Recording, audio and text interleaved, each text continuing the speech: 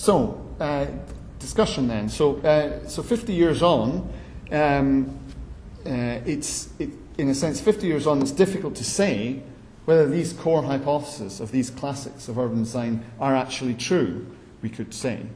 Like, we don't necessarily actually know to what extent they're true. I mean, we know in reality that a lot of what they say worked, roughly, in some way. But we're not necessarily sure exactly if Lynch's 5 elements, for example, are really the best representations of the public image of the city. We're not really sure if the art of relationship, as said by Cullen, really delivers the experiential effects that he claimed. We're not really sure if cities really are semi-lattices and really cannot be planned due to a cognitive constraint. And we're not really sure, as far as I can tell, if Jacob's 4 conditions are necessarily true, if they ever were. So, that being the case, it's not just that we don't know whether a particular theory or hypothesis is true or not, but it's whether we actually care or we're actually concerned. You know, urban design doesn't seem interested in its scientific validation. I have to be careful here. I'm not saying urban design isn't interested in science or scientific fact, but urban designers tend not to be have research programs that go into validating and testing the original theories. And of course, we're including anyone in this. So this isn't to say that urban designers don't appreciate good evidence when it's available. Of course we do. But the urban design as a field, as a whole, talking about all of us, I guess, doesn't insist that the scientific, empirical, and evidential base for its theories underpinning assumptions are correct, or consistent, or up to date, as a whole, as a field. So instead, it seems to me, urban design tends to settle for reliance on classic treatises as a source of wisdom rather than more recent findings. So people tend to, as I say, and to some extent we all do it, we cite Jacobs from the 60s and not the more recent works that say more specific updated data. We tend to treat hypothetical suggestions and assertions as if they're facts. We tend to selectively report and combine originally scientific knowledge in an unscientific way. And tend to criticize urban design theories a lot of the time, mainly for their normative stance, like I don't like Cullen because he's too picturesque or something like that, rather than their scientific validity. These, of course, are generalizations, but they are consistent with this particular small study of the classic texts. So that being the case, then we can then ask the question, well, is urban design a pseudoscience? And also, does it matter? So, well, in a nutshell, yes, it is. Yes, it is pseudoscientific, at least in this sense, of not bothering to test and verify hypotheses or generate alternative ones, and so on. And also the way that the discipline as a whole tends to treat individual theories and uncritically incorporates them into the fabric of its own knowledge base. And I think this combination of things is quite an interesting way, perhaps newly explicit way of being pseudoscientific, in addition to the earlier ways that I said that have been found for other kinds of science or pseudoscience. So in a sense, to put it another way, so urban design tends to have a mix of scientific and less than scientific knowledge. So there is scientific stuff in there, but it's a mix of scientific and less than scientific that's combined in a way that is less than scientific, but may appear to be scientific. And in that sense, it has the whiff of pseudoscience. So when it comes to, well, what is urban design theory in all of this, in a sense, we tend to see the art and craft of urban design and say, well, that's not a science, it's not attempting to be a science, it's an art or it's a craft. So that's okay. Or we look at the foundations and we say, oh, this is based on, research on psychology or arboriculture or something. So yeah, it's based in science. It's got scientific underpinning. So we notice those. But I suppose my concerns with urban design theory is in some respects like a black box that is kind of assumed to be scientific. It's a theory, it's assumed to be scientific, but it isn't necessarily so. So, in a sense, the problem is urban design theory, not urban design per se. So it's really those of us who theorize, which includes practitioners who theorize and academics who theorize, I suppose. So does it matter? Well, on one hand, maybe not. Perhaps for practitioners who can quite happily practice and create a nice bit of urban design without necessarily be consciously engaged or related to science. Urban designers have sufficient nous and healthy skepticism to know how far to trust a theory, some dodgy theory that some academics come up with.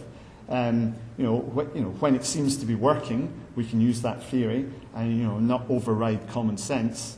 And in a sense, I am speculating here. In a sense, we kind of know in our bones that often there is no knowable optimal solution to something in urban design that could be conclusively justified by any sort of theory or science. So I'm speculating that in urban design, it's often sufficient just to have some sort of theoretical support to help us arrive at decisions to give some kind of workably good solution. So in this context, it's maybe okay to have a kit bag of theories, and we rummage around and find an Alexandrian one if that fits. Then fine, let's use it, and so on, as discussed before. If you don't like this one, if you don't like this principle, here's another one. Does it matter continued? On the other hand, how much stronger could urban design be, or would it be, especially in battles with other disciplines? I happen to have a slide with some trains on it here, or trams. We may think of traffic engineers at this point, or any of your favourite science-based disciplines that you may think of. How much stronger could urban design be if it had a more scientifically robust footing? I think is a question that arises from this. So, for example, the upper sketch there it's an architectural sketch. Sometimes architects talk about. I always remember a book in engineering talking about how architects talking disapprovingly about how architects talk about forces flowing up and down a column or something. And of course, once an architectural sketch becomes an engineering drawing, we can actually go into the details and actually have real science and real physics talking about compression and tension and the forces in particular materials. So by the time it becomes an engineering drawing, it's really based on robust science. So talking up engineering for a moment. One good thing about engineering is that it's not contradictory to science. It's not perfect, but it will attempt to be based on valid, coherent science of materials and forces and kinematics and so on. And all engineers can use that and then go and do whatever they're trying to do. And perhaps medical or clinical science could be similar. It can be related. Medical practice can be related to science as well. So there's a question there. Well, it should be a more open question. Would it make the discipline or the profession of urban design stronger if it had a knowable, robust theory, scientific theory behind it or beneath it or underpinning it? It's really more of an open question, that. Does it matter? Well, perhaps when we get physicists, or as someone unkindly said, unemployed physicists, encroaching on our territory. So Geoffrey West, who's definitely not an unemployed physicist, has written on about urban theory. I think the article was "A Physicist Solves the City" was the headline, saying that urban theory was based on old methods of social science and unconstrained speculations of architects, like physics before Kepler pioneered the laws of planetary motion in the 17th century, and wants to begin again with a blank page to study cities as if they'd never been studied before. So there's a challenge there, I think, coming from the sciences. In a sense, this kind of claim, if successfully prosecuted, could put conventional urban design theorists out of business. So that's not to say we put urban designers out of business, but it could put urban design theorists out of business if our theories are based on old-fashioned social sciences or old methods of social science or speculations of architects. If we're going to get a phalanx of physicists coming along and crunching our cities for new data. Of course, that's not the whole story, but I don't have time to go into the assumptions of physicists here and now. But let me just go to the kind of closing section, or the penultimate section then, to think, well, how can we go beyond this? How can we go beyond this pseudoscience? So, ways forward for urban design.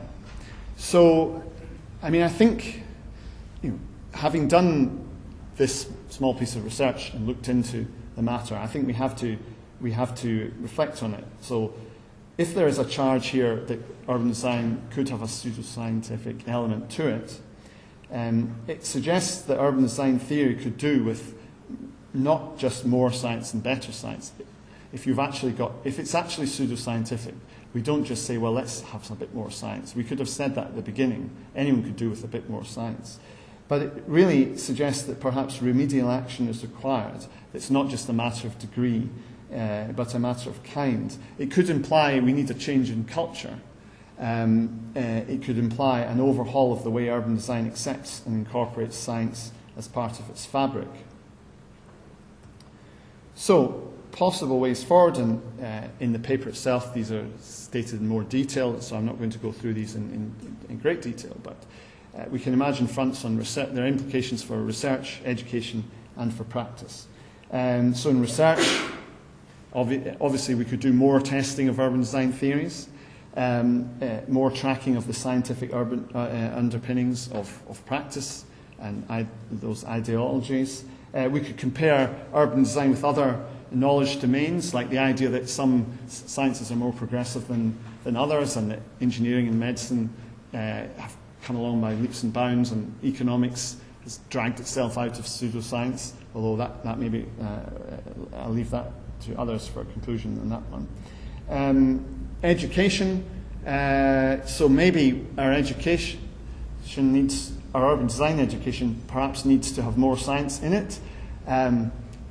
Not that urban design itself is a science, but if you're going to be an urban designer interpreting scientific knowledge, perhaps there needs to be more training of some kinds of areas, such as perhaps statistics, to understand the strength of evidence and how to interpret scientific arguments and so on. Textbooks need to be up to date.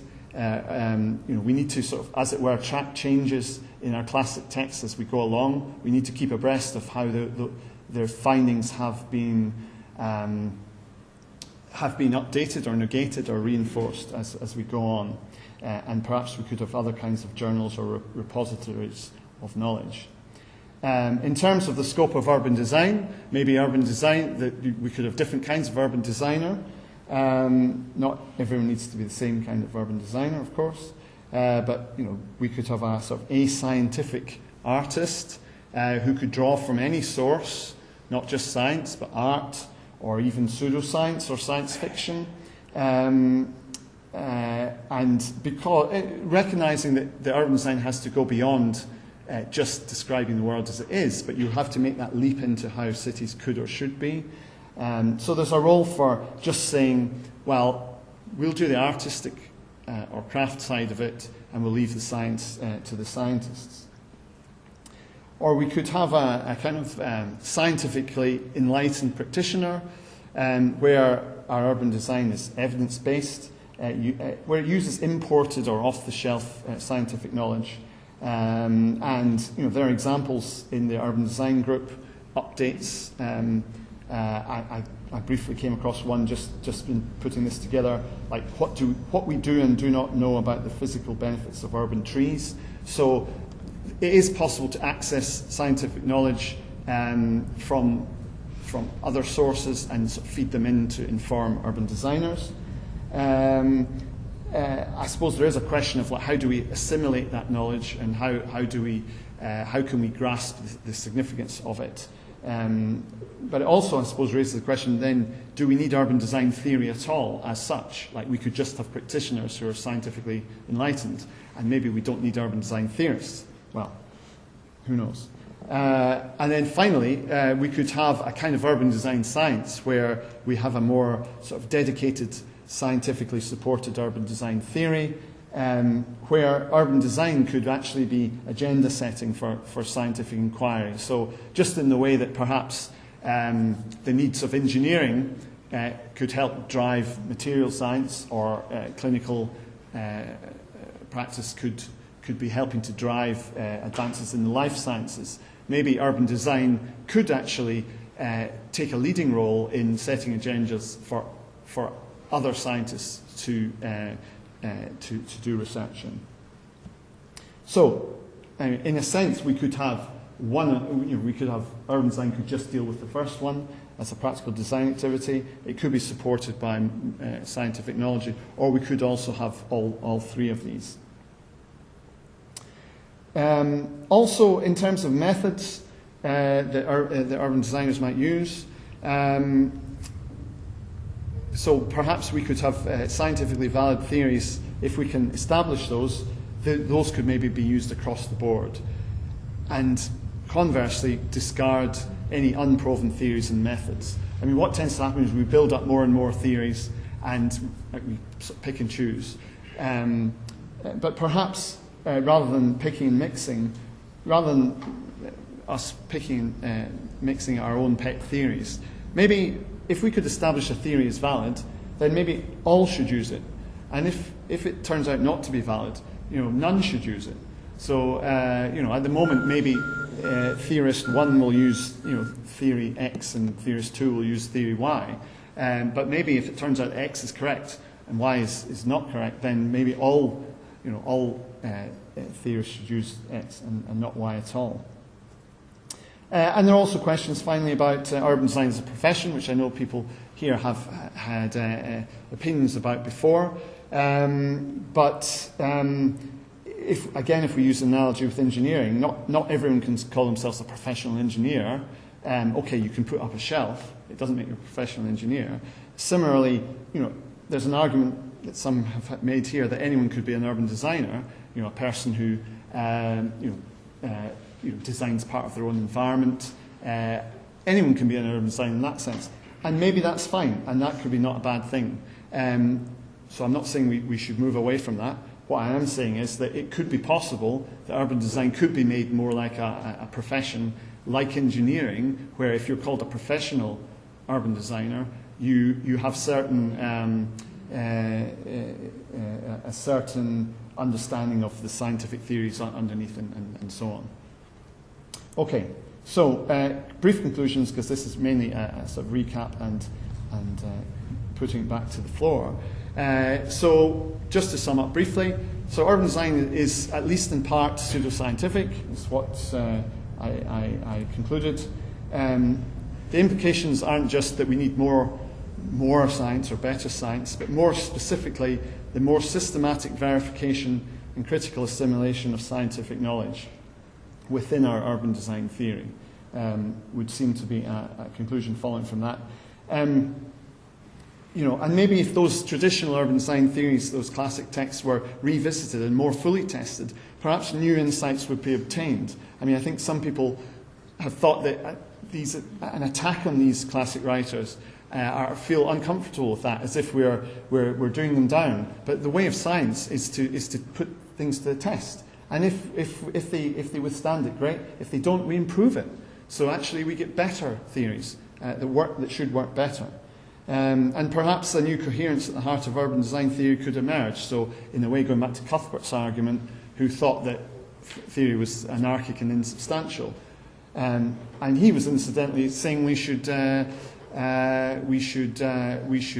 down a sort of social science route to import theories from social science. What I'm saying is we can perhaps use science to test and validate and extend and reinforce urban design from within our own theories, and building from our own, where we're starting from.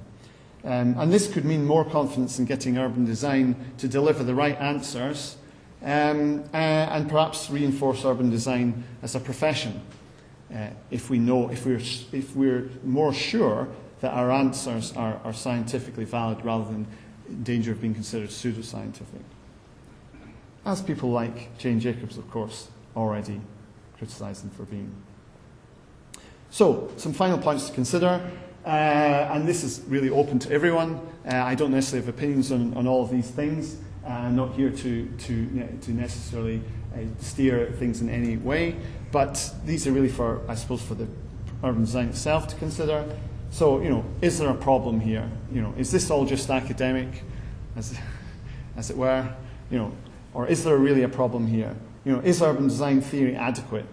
Why do we have urban design theory? Is it any good? Do we have too many mixed bags of theories of unknown validity? If we're going to have urban design theory,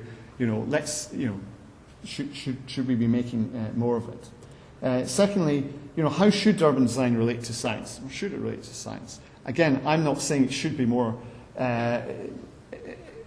I'm not necessarily picking any of these three options here. I'm just saying that there's an opportunity to do so. So, urban design could be more decidedly ascientific as a means of not being pseudoscientific. We could have scientifically enlightened practice, or we could have actually have a scientifically robust urban design theory. And the final question: should a science-fortified urban design become a more exclusive kind of profession? Now, in posing the question, I'm not saying I'm favouring that. I'm simply saying, as a consequence of understanding how urban design might, in an analogy with engineering and medicine, be more scientifically fortified. What are the implications for urban design as a professional discipline? So, as I say, I think these are questions. I'm not supplying answers to these questions. I'm posing those questions, and hopefully you will have some ideas or thoughts, and we can discuss those. So, thank you very much.